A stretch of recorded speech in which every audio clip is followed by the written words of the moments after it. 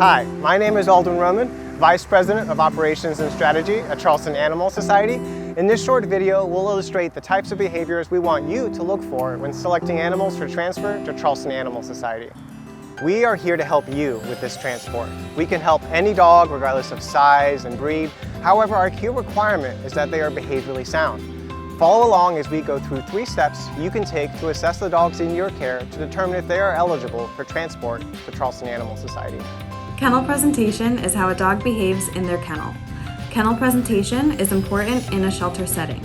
Here are some things to look for. Dogs must be relatively calm and quiet and actively solicit attention at the front of the kennel. Their body must remain loose and wiggly with both known handlers and strangers.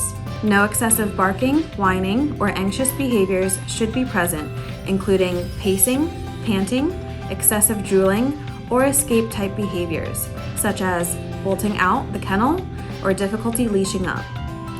No fearful or aggressive behaviors should be present whatsoever toward either strangers or animals while in the kennels. Dogs and strangers should be able to be walked by without any negative reaction from the dog, including excessive barking. Another area covered in our transport behavior requirement is the ability to handle the dog safely.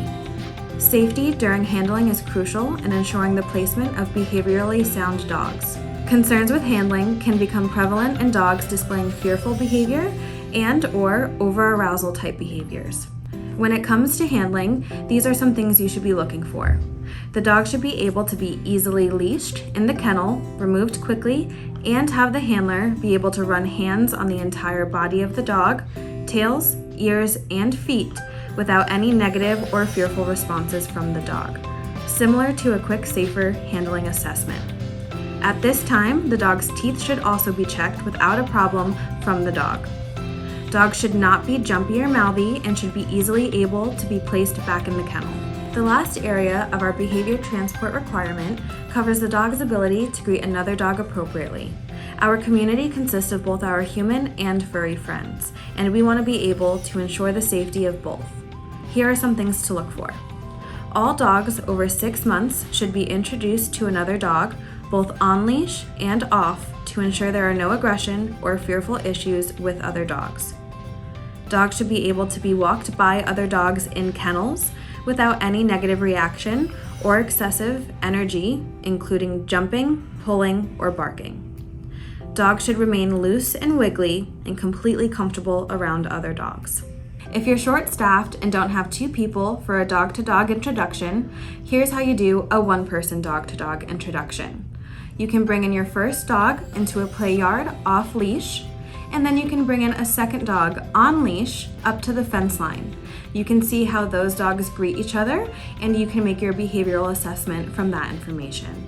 We save the lives of thousands of animals every year by moving each one through the shelter and into an adoptive home as quickly as possible.